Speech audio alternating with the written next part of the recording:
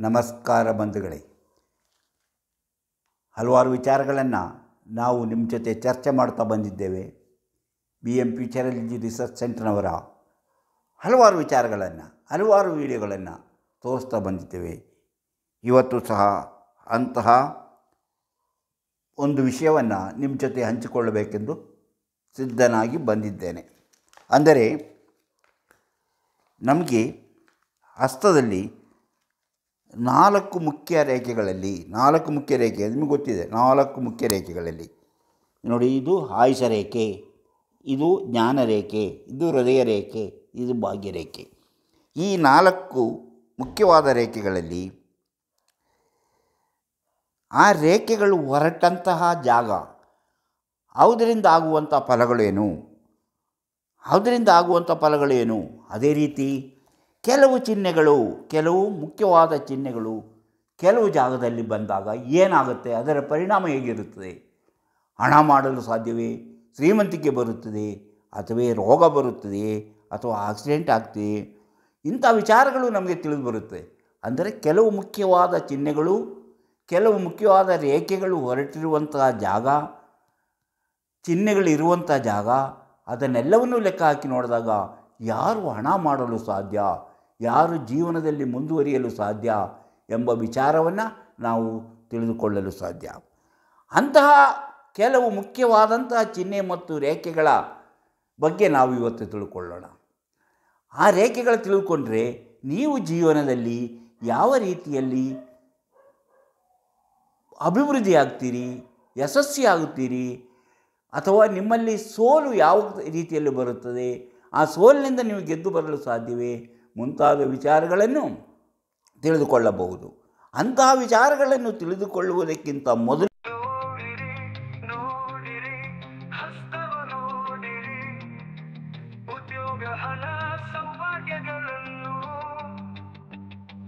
ತಿಳಿಯಲು ನಿಮ್ಮ ಹಸ್ತ ನೀವೇ ನೋಡಿ, ಕೈಯಲ್ಲದು ನಿಮ್ಮ ಜೀವನ. ನಿಮಗೆಲ್ಲರಿಗೂ ಮಾಣಿಯಾ ಟೈಮ್ಸ್ ಯೂಟ್ಯೂಬ್ ಚಾನಲ್ಗೆ ಸ್ವಾಗತ. ನಾನು ಮೊದಲೇ ಹೇಳಿದೆ 4 ಮುಖ್ಯ ರೇಖೆಗಳು ಅಂತ. ಈಗ ಅದರಲ್ಲಿ ಭಾಗ್ಯರೇಖೆ ಎಲ್ಲಿಂದ ಹೊರಡಬೇಕು? ಚಂದ್ರಪರ್ವದಿಂದ ಹೊರಡ್ಬೋದು, ಕಂಕಣದಿಂದ ಹೊರಡಬಹುದು. ಕಂಕಣ ಅಂದರೆ ಇದೆ, ಮಣಿಕಟ್ಟಿನ ಹತ್ತಿರದಿಂದ ಹೊರಡಬಹುದು. ಆಯುಷ ರೇಖೆಯಿಂದ ಹೊರಡಬಹುದು, ಇಲ್ಲಿಂದ ಹೊರಡಬಹುದು. ಅದೇ ರೀತಿ ಬೇರೆ ಬೇರೆ ಜಾಗದಿಂದ ಈ ರೇಖೆ ಹೋದಾಗ ಅದರ ಫಲದಲ್ಲೂ ವ್ಯತ್ಯಾಸವಿದೆ, ಅದು ಕೊಡುವಂತಹ ಫಲಗಳಲ್ಲೂ ವ್ಯತ್ಯಾಸವಿದೆ. ಅದೇ ರೀತಿ ಆ ರೇಖೆಗಳು ಕಟ್ಟಾಗಿದ್ದರೆ, ಯಾವ ರೇಖೆ ಎಲ್ಲಿ ಕಟ್ಟಾಗುತ್ತೋ ಆ ವಯಸ್ಸಿಗೆ ಲೆಕ್ಕ ಹಾಕಿ ಅದರಲ್ಲಿ ಆಗುವಂಥ ತೊಡಕುಗಳನ್ನು, ಸಮಸ್ಯೆಗಳನ್ನು ತಿಳಿಯಬಹುದು. ಶಿಕ್ಷಣದಲ್ಲಿ ಈ ರೇಖೆ ಕಟ್ಟಾಗಿದ್ದರೆ ಶಿಕ್ಷಣದಲ್ಲಿ ಅದರ ಫಲ ಕಾಣಿಸುತ್ತದೆ. ಭಾಗ್ಯರೇಖೆ ಕಟ್ಟಾಗಿದ್ದರೆ ಅದರಲ್ಲಿ ಶಿಕ್ಷಣ ಸಮಸ್ಯೆ, ಮನೆಯಲ್ಲಿ ಸಮಸ್ಯೆ ಹಾಗೂ ಹಣಕಾಸಿನ ಸಮಸ್ಯೆ ಆಗಿದೆ ಎಂದು ತಿಳಿಯಬಹುದು. ಈ ರೇಖೆ ಎಲ್ಲಾದರೂ ಕಟ್ಟಾಗಿದ್ದರೆ ಆ ವಯಸ್ಸಿಗೆ ತಕ್ಕಂತೆ ಜೀವನದ ಸ್ಥಿತಿಗತಿಯನ್ನು ತಿಳಿಸುತ್ತದೆ. ಒಟ್ಟಾರೆ ಇದು ಜೀವನದ ಸ್ಥಿತಿಗತಿಯನ್ನು ತಿಳಿಸುತ್ತದೆ. ಆದ್ದರಿಂದ ಎಲ್ಲ ರೇಖೆಗಳನ್ನು ಗಮನಿಸಿದಾಗ ಮಾತ್ರ ನಾವು ಯಾರದೇ ಹಸ್ತದ ಭವಿಷ್ಯವನ್ನು ಹೇಳಲು ಸಾಧ್ಯ. ಈ ರೇಖೆಗಳು ಒಂದಕ್ಕೊಂದು ಸಂಬಂಧವಿರುತ್ತೆ ನೋಡಿ, ಈ ರೇಖೆಗಳು ಸಂಬಂಧವಿರುತ್ತೆ. ಹಾಗೆ ಆಯಿತು. ಈ ರೇಖೆಗಳ ಬಗ್ಗೆ ನಾವು ಅಷ್ಟು ತಿಳ್ಕೊಂಡ್ರೆ ಸಾಕು. ಯಾಕಂದರೆ ಈ ರೇಖೆಗಳೆಲ್ಲರ ಬಗ್ಗೆಯೂ ನಾನು ಇದಕ್ಕಿಂತ ಮೊದಲು ಹೇಳಿದ್ದೇನೆ. ಇಂತಹ ವಿಷಯಗಳನ್ನು ಹೊತ್ತು ಬರುತ್ತಿರುವಂತಹ ಮಾಣಿಯಾ ಟೈಮ್ಸ್ ಯೂಟ್ಯೂಬ್ ಚಾನಲನ್ನು ನೀವು ಇನ್ನೂ ಸಬ್ಸ್ಕ್ರೈಬ್ ಮಾಡಿಲ್ಲವಾದರೆ ಈಗಲೇ ಕೆಳಗೆ ಕಾಣುವ ಸಬ್ಸ್ಕ್ರೈಬ್ ಎಂದು ಬರೆದಿರುವಲ್ಲಿ ಒಮ್ಮೆ ಕ್ಲಿಕ್ ಮಾಡಿ ಸಾಕು, ನೀವು ಸಬ್ಸ್ಕ್ರೈಬರ್ ಆಗ್ತೀರಿ. ಅದೇ ರೀತಿ ಪಕ್ಕದಲ್ಲಿ ಕಾಣುವ ಗಂಟೆಯ ಚಿಹ್ನೆಯನ್ನು ಒಮ್ಮೆ ಕ್ಲಿಕ್ ಮಾಡಿದರೆ ಮಾಣಿಯಾ ಟೈಮ್ಸ್ ಯೂಟ್ಯೂಬ್ ಚಾನಲ್ ಯಾವುದೇ ಹೊಸ ವಿಡಿಯೋ ಅಪ್ಲೋಡ್ ಆದ ಕೂಡಲೇ ನಿಮ್ಮ ಮೊಬೈಲಿಗೆ ನೋಟಿಫಿಕೇಷನ್ ಬರುವುದರಿಂದ ನೀವು ಎಲ್ಲ ವಿಡಿಯೋಗಳು ನೋಡಿ ಹೆಚ್ಚು ವಿಷಯಗಳನ್ನು ತಿಳಿದುಕೊಂಡು ನಿಮ್ಮ ಜೀವನವನ್ನು ನೀವು ಅಭಿವೃದ್ಧಿಪಡಿಸಿಕೊಳ್ಳಲು ಸಾಧ್ಯವಾಗುತ್ತದೆ. ಪ್ರತಿಯೊಂದು ವಿಡಿಯೋನ ಆರಂಭದಿಂದ ಕೊನೆಯವರೆಗೂ ನೋಡಿ, ಲೈಕ್ ಮಾಡಿ, ಶೇರ್ ಮಾಡಿ, ಪ್ರೋತ್ಸಾಹ ಕೊಡಿ. ನಂಬಿಕೆ ಮತ್ತು ಆಸಕ್ತಿ ಇರುವವರಿಗಾಗಿ ಮಾತ್ರ ಈ ಕಾರ್ಯಕ್ರಮ. ಈ ಕಾರ್ಯಕ್ರಮವನ್ನು ನೋಡಿ ಆಸಕ್ತಿಯಿಂದ ನೋಡುವವರು ಜೀವನದಲ್ಲಿ ಮುಂದುವರಿಯುತ್ತಾರೆ, ಜೀವನದಲ್ಲಿ ಯಶಸ್ವಿಯಾಗುತ್ತಾರೆ. ಆದ್ದರಿಂದ ನೀವು ಕೆಲವರು ತಮ್ಮ ಭವಿಷ್ಯ ತಿಳಿಯಬೇಕು, ಏನು ಮಾಡಲಿ ಎಂಬ ಕೇಳಿ ನಮಗೆ ಪತ್ರ ಬರೀತಿದ್ದಾರೆ ಅಥವಾ ನಮ್ಮನ್ನು ಕಾಂಟ್ಯಾಕ್ಟ್ ಮಾಡ್ತಿದ್ದಾರೆ. ಅಂಥವರಿಗಾಗಿ ಇದರಲ್ಲಿ ಕೊಟ್ಟಿರುವಂಥ ವಾಟ್ಸಪ್ ನಂಬರಿಗೆ ವಾಟ್ಸಪ್ ಮೆಸೇಜ್ ಮಾಡಿ, ಎಸ್ ಅಂತ ಕಳಿಸಿ ಅಥವಾ ಹಲೋ ಅಂತ ಕಳಿಸಿ ಅಥವಾ ಭವಿಷ್ಯ ತಿಳಿಯಬೇಕು ಎಂಬುದಾಗಿ ಬರೆದು ಕಳಿಸಿ. ಕೂಡಲೇ ನಿಮಗೆ ಏನು ಮಾಡಿದರೆ ನಿಮ್ಮ ಭವಿಷ್ಯವನ್ನು ತಿಳಿಯಲು ಸಾಧ್ಯ ಎಂಬುದನ್ನು ತಿಳಿಸುತ್ತೇವೆ. ಅದರಂತೆ ನೀವು ಮುಂದುವರೆದರೆ ನಿಮ್ಮ ಭವಿಷ್ಯವನ್ನು ನೀವು ನಿಮ್ಮ ಮನೆಯಲ್ಲೇ ಕುಳಿತು ನಿಮ್ಮ ಮೊಬೈಲ್ನಲ್ಲಿ ನೋಡಿ ತಿಳಿದುಕೊಳ್ಳಲು ಸಾಧ್ಯ. ಆದ್ದರಿಂದ ಆಸಕ್ತಿ ಇದ್ದರೆ ಈಗಲೇ ಇದರಲ್ಲಿ ಕೊಟ್ಟಿರುವಂಥ ವಾಟ್ಸಪ್ ನಂಬರಿಗೆ ವಾಟ್ಸಪ್ ಮೆಸೇಜ್ ಮಾಡಿ. ಈಗ ದೇವಸ್ಥಾನ ಚಿಹ್ನೆ ಅಥವಾ ಧ್ವಜ ಚಿಹ್ನೆ ಅಥವಾ ಮೀನಿನ ಚಿಹ್ನೆ ಅಥವಾ ಸ್ವಸ್ತಿಕ್ ಚಿಹ್ನೆ, ತಾವರೆ ಚಿಹ್ನೆ ಮುಂತಾದ ಚಿಹ್ನೆಗಳು ಎಲ್ಲೆಲ್ಲಿ ಬಂದಾಗ ನಮಗೆ ಒಳ್ಳೆಯದಾಗುತ್ತೆ ಎಂಬುದನ್ನು ನೋಡೋಣ. ನೋಡಿ, ಈಗ ಇದು ಗುರುಪರ್ವ. ಈ ಗುರುಪರ್ವದಲ್ಲಿ ಇದು ಹೀಗಿರುತ್ತೆ. ಇದನ್ನು ದೇವಸ್ಥಾನ ಚಿಹ್ನೆ ಅಥವಾ ಗುಡಿ ಚಿಹ್ನೆ ಅಂತೀವಿ. ಈ ಚಿಹ್ನೆ ಗುರುಪರ್ವದಲ್ಲಿದ್ದರೆ ಅದು ಆಧ್ಯಾತ್ಮಿಕ ವಿಚಾರಗಳಲ್ಲಿ, ಅಂದರೆ ದೇವರ ವಿಚಾರಗಳಲ್ಲಿ ಅವರು ಹೆಚ್ಚಿನ ಆಸಕ್ತಿ ಹೊಂದಿರುತ್ತೋ ಆ ರೀತಿಯ ಜೀವನದಲ್ಲಿ ಅವರು ಯಶಸ್ವಿಯಾಗುತ್ತಾರೆ ಎಂಬುದರ ಸೂಚನೆ. ಅಂದರೆ ಗುರುಪರ್ವದಲ್ಲಿ ದೇವಸ್ಥಾನ ಚಿಹ್ನೆ ಇದ್ದರೆ ಅಂತಹ ವಿಚಾರಗಳಲ್ಲಿ ಹೆಚ್ಚು ಆಸಕ್ತಿಯನ್ನು ಹುಟ್ಟುತ್ತದೆ. ಅದೇ ರೀತಿ ಈಗ ನಾವು ದೇವಸ್ಥಾನ ನೋಡೋದು, ಅದೇ ರೀತಿಯಲ್ಲಿ ಈಗ ಅವರು ಆಧ್ಯಾತ್ಮಿಕ ವಿಚಾರದಿಂದ ಹೆಚ್ಚು ಇದಾಗುತ್ತೆ. ಈಗ ನೋಡಿ, ಈಗ ಈ ಥರ ಮೀನಿನ ಚಿಹ್ನೆ ಇದ್ದರೆ ಏನು, ಅಲ್ಲಿ ಒಂದು ಮೀನಿನ ಚಿಹ್ನೆ ಇದ್ದರೆ, ಆ ಮೀನಿನ ಚಿಹ್ನೆ ಇದ್ದರೆ ಉತ್ತಮ ಫಲಕಾರಿ,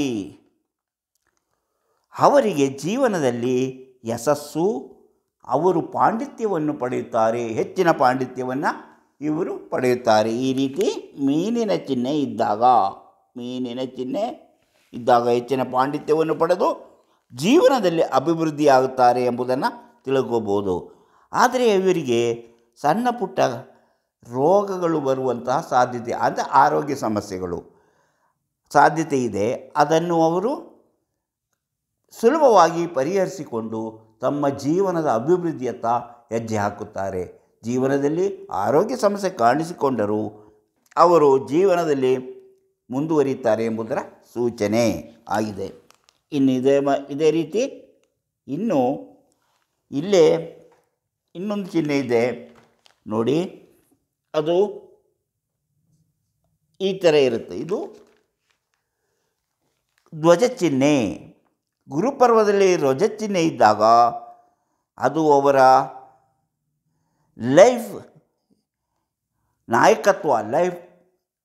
ಲೈಫ್ನಲ್ಲಿ ನಾಯಕತ್ವ, ಅವರ ಜೀವನದಲ್ಲಿ ನಾಯಕತ್ವ ಗುಣ ಇದೆ.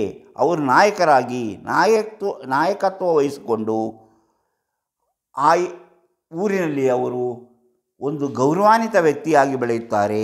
ಆ ರೀತಿ ಅವರು ಹಣವನ್ನು ಸಂಪಾದನೆ ಮಾಡುತ್ತಾರೆ. ಅಧಿಕಾರ, ಶ್ರೀಮಂತಿಕೆ, ಸೌಭಾಗ್ಯಗಳು ಇವರನ್ನು ಹುಡುಕಿಕೊಂಡು ಬರುತ್ತದೆ. ಅಂದರೆ ಧ್ವಜ ಚಿಹ್ನೆ ಇದ್ದಾಗ ಇಂತಹ ಸಾಧ್ಯತೆಗಿದೆ.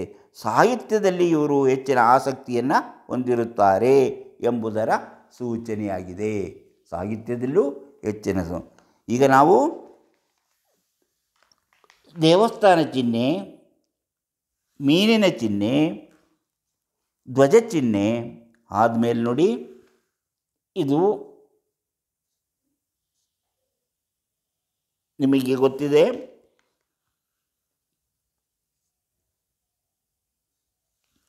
ಸ್ವಸ್ತಿಕ್ ಚಿಹ್ನೆ. ಈ ರೀತಿಯ ಸ್ವಸ್ತಿಕ್ ಚಿಹ್ನೆ ಇದ್ದರೆ ಅವರು ಪಾಂಡಿತ್ಯವನ್ನು ಹೊಂದುತ್ತಾರೆ, ಪಾಂಡಿತ್ಯವನ್ನು ಪಡೆಯುತ್ತಾರೆ. ಅದೇ ರೀತಿ ಅದು ಶುಕ್ರ ಪರ್ವದಲ್ಲಿ ಇಲ್ಲಿದ್ದರೆ ಏನಾಗುತ್ತೆ, ಹಿಂಗಿದ್ದರೆ ಶುಕ್ಲಪರ್ವದಲ್ಲಿದ್ದರೆ ಅವರ ದಾಂಪತ್ಯ ಜೀವನ ಅತ್ಯುತ್ತಮವಾಗಿರುತ್ತದೆ. ಜೀವನದಲ್ಲಿ ಅವರು ಉತ್ತಮ ವಿದ್ಯಾವಂತರಾಗಿರುತ್ತಾರೆ. ಅದೇ ರೀತಿ ಮಂಗಳದಲ್ಲಿ ಬಂದರೆ, ಮಂಗಳದಲ್ಲಿ ಇಲ್ಲಿ ನೋಡಿ,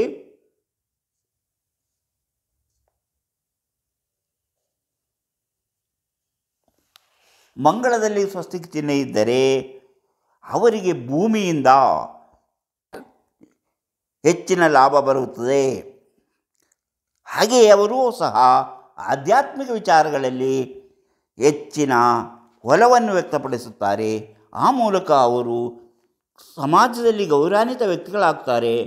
ಅದೇ ರೀತಿ ರಿಯಲ್ ಎಸ್ಟೇಟ್ ಆಗಿರ್ಬೋದು ಅಥವಾ ಭೂಮಿಯಿಂದ ಆಗಿರ್ಬೋದು ಹೆಚ್ಚಿನ ಲಾಭವನ್ನು ಗಳಿಸಿ ಅವರು ಜೀವನದಲ್ಲಿ ಅಭಿವೃದ್ಧಿಯಾಗುತ್ತಾರೆ ಎಂಬುದರ ಸೂಚನೆ ಈ ಸ್ವಸ್ತಿಕ್ ಚಿಹ್ನೆ. ಈಗ ಒಂದು ತಾವರೆ ಚಿಹ್ನೆ, ತಾವರೆ ಚಿಹ್ನೆ ಹೃದಯ ರೇಖೆಯ ಮೇಲೆ ಬಂದರೆ,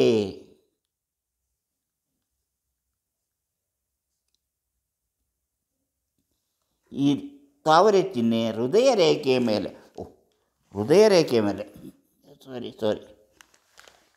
ರೇಖೆಯ ಮೇಲೆ ಒಂದು ತಾವರೆ ಚಿಹ್ನೆ,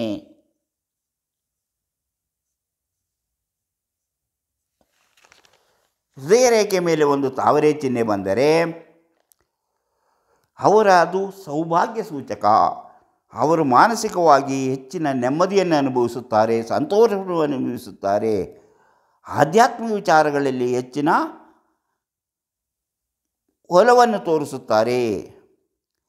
ಹೀಗಾದರೆ ಗುರುಪರ್ವದಲ್ಲಿದ್ದರೆ ಅವರು ಗುರುಪರ್ವದಲ್ಲಿಯೂ ಇಂತಹ ಚಿಹ್ನೆ ಇದ್ದರೆ, ತಾವರೆ ಚಿಹ್ನೆ ಇದ್ದರೆ, ಗುರುಪರ್ವದಲ್ಲೂ ತಾವರೆ ಚಿಹ್ನೆ ಇದ್ದರೆ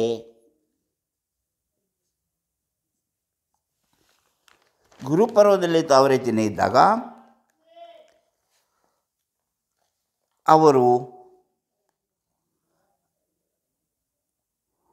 ಅವರಿಗೆ ಹೆಚ್ಚಿನ ಪಾಂಡಿತ್ಯ, ಆಧ್ಯಾತ್ಮಿಕ ಮುಂತಾದ ಸೂಚನೆಗಳು ಇದೆ.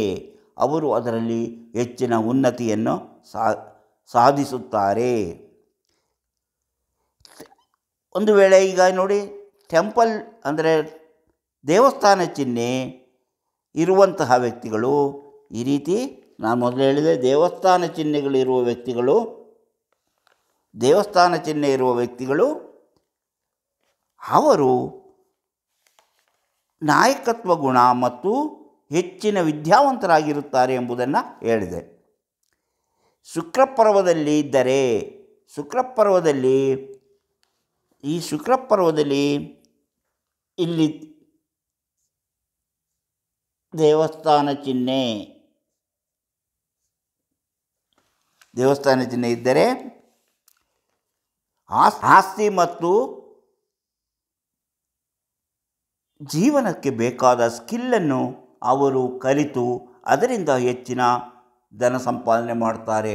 ಅವರು ತಂತ್ರಜ್ಞಾನದಲ್ಲೂ ಉನ್ನತವಾದಂತಹ ಹುದ್ದೆಗಳನ್ನು ಅಲಂಕರಿಸಿ ಜೀವನದಲ್ಲಿ ಅಭಿವೃದ್ಧಿಯಾಗುತ್ತಾರೆ ಎಂಬುದರ ಸೂಚನೆ.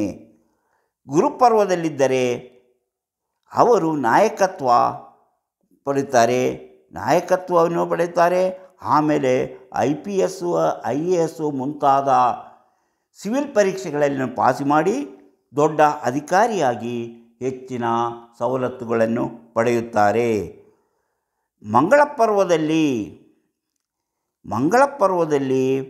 ಇಂತಹ ಚಿಹ್ನೆಗಳಿದ್ದರೆ ಅವರು ಆಧ್ಯಾತ್ಮಿಕ ಹಾಗೂ ಆಕಲ್ಟ್ ಸೈನ್ಸ್ನಲ್ಲಿ, ಅಂದರೆ ಈ ರೀತಿ ಜ್ಯೋತಿಷ್ಯ, ಭವಿಷ್ಯ ಅಂಥ ವಿಚಾರಗಳಲ್ಲಿ ಹೆಚ್ಚಿನ ಹೆಸರನ್ನು ಮಾಡುತ್ತಾರೆ. ಆಧ್ಯಾತ್ಮಿಕ, ಧಾರ್ಮಿಕ ಮತ್ತು ಎಲ್ಲ ವಿಚಾರಗಳಲ್ಲೂ ಅವರು ಇಂತಹ ಯೋಗ್ಯತೆಯನ್ನು ಹೊಂದಿದ್ದು, ಅವರು ಅದರಲ್ಲಿ ಹೆಚ್ಚಿನ ಆಸಕ್ತಿಯನ್ನು ಹೊಂದಿದ್ದು ಅವರು ಯಶಸ್ವಿಯಾಗುತ್ತಾರೆ. ಅಂದರೆ ಹಸ್ತದ ಮಧ್ಯಭಾಗದಲ್ಲಿ ಇಲ್ಲಿದ್ದರೆ, ಇಲ್ಲಿ ದೇವಸ್ಥಾನ ಚಿಹ್ನೆ ಇದ್ದರೆ ಅವರು ಎಲ್ಲ ರೀತಿಯಲ್ಲೂ ಎಲ್ಲದರಲ್ಲೂ ಯಶಸ್ವಿಯಾಗುತ್ತಾರೆ. ಯಾವುದೇ ಕೆಲಸ ಮಾಡಿದರೂ ಅವರು ಯಶಸ್ವಿಯಾಗುತ್ತಾರೆ ಎಂಬುದರ ಸೂಚನೆ. ಭಾಗ್ಯರೇಖೆಯಲ್ಲಿ ಬಂದರೆ ಇಲ್ಲಿ ಬಂದರೆ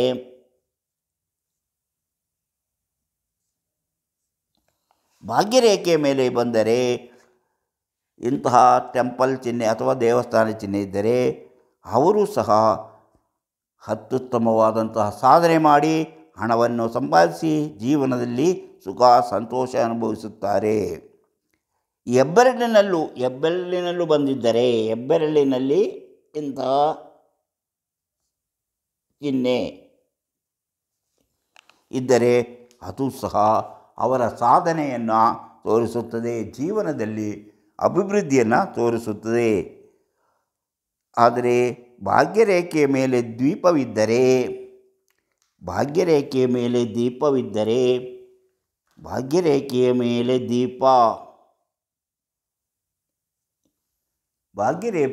ದೀಪವಿದ್ದರೆ ಅಥವಾ ಭಾಗ್ಯರೇಖೆ ಹೀಗಿದ್ದರೆ ಅವರಿಗೆ ಶ್ರೀಮಂತಿಕೆ, ಸಂಗಾತಿಯಿಂದ ಎಲ್ಲ ರೀತಿಯ ಸುಖ ಸಂತೋಷಗಳು ದೊರೆಯುತ್ತದೆ ಎಂಬುದರ ಸೂಚನೆಯಾಗಿದೆ. ಅದೇ ರೀತಿ ನೋಡಿ, ನಾವು ಹಲವಾರು ವಿಚಾರಗಳನ್ನು ಈ ರೀತಿ ಲೆಕ್ಕ ಹಾಕ್ಬೋದು. ಈಗ ನೋಡಿ, MVX ಫಲಗಳು ಚಿಹ್ನೆಗಳು ಎಮ್ ಇದ್ದರೆ ನಾವು ನೋಡಿದ್ವಿ. ಎಮ್ ಎಲ್ಲಿ ಬರುತ್ತೆ, ಎಮ್ ಅಂದರೆ ಎಲ್ಲಿ ಬರುತ್ತೆ ಅಂತ ಹೇಳಿದ್ವಿ. ನೋಡಿ, ಇದು ನೋಡಿ, ಈಗ ಇದು ಎಮ್ ಚಿಹ್ನೆ ಇದ್ದರೆ ಇದು ಸ್ವಂತ ಪ್ರಯತ್ನದಿಂದಲೇ ಯಶಸ್ಸು, ಸ್ವಂತ ನಿರ್ಧಾರಗಳೇ ಸರಿ ಎನ್ನುತ್ತಾರೆ. ಗಟ್ಟಿ ನಿರ್ಧಾರ ಇವರು ಹುಟ್ಟು ಅದೃಷ್ಟವಂತರಾಗಿರ್ತಾರೆ. ಶಿಸ್ತು ಜೀವನ ಇವರ ಗುಣ. ನೋಡಿ, ಇನ್ನು ವಿ ಆಗ್ಬೋದು, ಇಲ್ಲೇ ಇರ್ಬೋದು ಇಲ್ಲಾಗಿರ್ಬೋದು ನೋಡಿ, ಈ ಥರ ವಿಗಳು. ಬಂದರೆ ಹೃದಯ ರೇಖೆಯಲ್ಲಿ ಉತ್ತಮ ಸಂಗಾತಿ ಇರುತ್ತದೆ. ಹೃದಯ ರೇಖೆಯಲ್ಲಿ ವಿ ಆಕಾರ ಬಂದರೆ ಉತ್ತಮ ಸಂಗಾತಿ ಸಿಗುತ್ತದೆ. ದಾಂಪತ್ಯ ಜೀವನ ಚೆನ್ನಾಗಿರುತ್ತದೆ, ಸಂತೋಷದಿಂದಿರುತ್ತೆ. ಗಂಡ ಹೆಂಡತಿ ಪರಸ್ಪರ ಸಹಕಾರದಿಂದ ಯಶಸ್ಸನ್ನು ಸಾಧಿಸುತ್ತಾರೆ. ಆರ್ಥಿಕ ಸ್ಥಿತಿ ಚೆನ್ನಾಗಿರುತ್ತದೆ. ಇನ್ನು ಯಾವುದೇ ರೇಖೆಯಲ್ಲಿ ನೋಡಿ, ಅದು ಇಂಟು ಚಿಹ್ನೆ ಬಂದರೆ ಯಾವುದೇ ಚಿಹ್ನೆಯಲ್ಲಿ ಇಂಟು ಬಂದರೆ ಹೀಗೆ ಇಂಟು ಬರುತ್ತೆ. ಇಲ್ಲಿ ಇಂಟು ಬರ್ಬೋದು, ಈಗ ಇಲ್ಲಿ ಇಂಟು ಬರ್ಬೋದು, ಇಲ್ಲಿ ನೋಡಿ ಹೀಗೆ ಇಂಟು ಬರ್ಬೋದು. ಹೀಗೆ ಇಂಟು ಚಿಹ್ನೆ ಬಂದಾಗ ನಾಯಕತ್ವ ಗುಣ, ಅಧಿಕಾರ ಮತ್ತು ಕೀರ್ತಿ ಜನರ ಗಮನ ಸೆಳೆಯುತ್ತಿರುತ್ತದೆ. ನೆಗೆಟಿವನ್ನು ಪಾಸಿಟಿವ್ ಆಗಿ ಪರಿವರ್ತಿಸಿಕೊಂಡು ಅವರು ಜೀವನದಲ್ಲಿ ವಿಶೇಷವಾದ ರೀತಿಯಲ್ಲಿ ಉನ್ನತ ಸ್ಥಾನಮಾನಗಳನ್ನು ಗಳಿಸುತ್ತಾರೆ. ಇಂತಹ ಹಲವಾರು ವಿಚಾರಗಳಿವೆ. ಅಂಥ ವಿಚಾರಗಳನ್ನು ಮುಂದಿನ ವಿಡಿಯೋಗಳಲ್ಲಿ ಹೇಳುತ್ತಾ ಹೋಗುತ್ತೇನೆ. ನೀವು ಇನ್ನೂ ಮಾಣಿಯಾ ಟೈಮ್ಸ್ ಯೂಟ್ಯೂಬ್ ಚಾನಲನ್ನು ಸಬ್ಸ್ಕ್ರೈಬ್ ಮಾಡಿಲ್ಲವಾದರೆ ಈಗಲೇ ಕೆಳಗೆ ಕಾಣುವ ಸಬ್ಸ್ಕ್ರೈಬ್ ಎಂದು ಬರೆದಿರುವಲ್ಲಿ ಒಮ್ಮೆ ಕ್ಲಿಕ್ ಮಾಡಿ ಸಾಕು, ನೀವು ಸಬ್ಸ್ಕ್ರೈಬ್ ಆಗ್ತೀರಿ. ಅದೇ ರೀತಿ ಪಕ್ಕದಲ್ಲಿ ಕಾಣುವ ಗಂಟೆಯ ಚಿಹ್ನೆಯನ್ನು ಒಮ್ಮೆ ಕ್ಲಿಕ್ ಮಾಡಿದರೆ ಮಾಣಿಯಾ ಟೈಮ್ಸ್ ಯೂಟ್ಯೂಬ್ ಚಾನಲ್ ಯಾವುದೇ ಹೊಸ ವಿಡಿಯೋ ಅಪ್ಲೋಡ್ ಆದ ಕೂಡಲೇ ನಿಮ್ಮ ಮೊಬೈಲಿಗೆ ನೋಟಿಫಿಕೇಷನ್ ಬರುವುದರಿಂದ ನೀವು ಎಲ್ಲ ವಿಡಿಯೋಗಳನ್ನು ನೋಡಿ ಹೆಚ್ಚು ವಿಷಯಗಳನ್ನು ತಿಳಿದುಕೊಂಡು ಜೀವನದಲ್ಲಿ ಯಶಸ್ವಿಯಾಗಲು ಸಾಧ್ಯ. ಅದೇ ರೀತಿ ಪ್ರತಿಯೊಂದು ವಿಡಿಯೋವನ್ನು ಆರಂಭದಿಂದ ಕೊನೆಯವರೆಗೂ ನೋಡಿ, ಲೈಕ್ ಮಾಡಿ, ಶೇರ್ ಮಾಡಿ, ಪ್ರೋತ್ಸಾಹ ಕೊಡಿ. ಹೆಚ್ಚಿನ ಜನರು ತಮ್ಮ ಭವಿಷ್ಯ ತಿಳಿಯುವಂತಹ ಕುತೂಹಲವನ್ನು ವ್ಯಕ್ತಪಡಿಸಿ ನಮ್ಮನ್ನು ಸಂಪರ್ಕಿಸುತ್ತಿದ್ದಾರೆ. ಅಂಥವರಿಗಾಗಿ ನಿಮಗೆ ಆಸಕ್ತಿ ಮತ್ತು ನಂಬಿಕೆ ಇದ್ದರೆ ಮಾತ್ರ ಇಲ್ಲಿ ಕೊಟ್ಟಿರುವಂಥ ವಾಟ್ಸಪ್ ನಂಬರಿಗೆ ವಾಟ್ಸಪ್ ಮೆಸೇಜ್ ಮಾಡಿ. ಎಸ್ ಅಂತ ಕಳಿಸಿ, ಭವಿಷ್ಯ ತಿಳಿಯಬೇಕಂತ ಕಳಿಸಿ, ಅಲೋ ಅಂತ ಕಳಿಸಿ. ನಾವು ಕೂಡಲೇ ನಿಮಗೆ ಏನು ತಿಳಿಸಿದರೆ ನೀವು ಮನೆಯಲ್ಲೇ ಕುಳಿತು ನಿಮ್ಮ ಭವಿಷ್ಯವನ್ನು ತಿಳಿಯಲು ಸಾಧ್ಯ ಎಂಬುದನ್ನು ತಿಳಿಸುತ್ತೇವೆ. ನೀವು ಅದರಂತೆ ಮುಂದುವರೆದರೆ ನಿಮ್ಮ ಭವಿಷ್ಯವನ್ನು ನೀವು ಮನೆಯಲ್ಲೇ ಕುಳಿತು ನೋಡಿ ತಿಳಿದುಕೊಂಡು ನಿಮ್ಮ ಮುಂದಿನ ಜೀವನ ಯಾವ ರೀತಿ ವ್ಯವಸ್ಥೆ ಮಾಡಿಕೊಳ್ಳಬೇಕು ಅಂತ ತಿಳಿದು ಅದರಂತೆ ವ್ಯವಸ್ಥೆ ಮಾಡಿಕೊಂಡು ಜೀವನದಲ್ಲಿ ಸುಖ ಸಂತೋಷ ಅನುಭವಿಸಲು ಸಾಧ್ಯವಾಗುತ್ತದೆ. ಇಂತಹ ಮತ್ತೊಂದು ವಿಡಿಯೋದೊಂದಿಗೆ ಮತ್ತೆ ಬರುತ್ತೇನೆ. ಇಷ್ಟು ಹೊತ್ತು ಈ ವಿಡಿಯೋ ನೋಡಿದ ನಿಮಗೆಲ್ಲರಿಗೂ ಧನ್ಯವಾದ.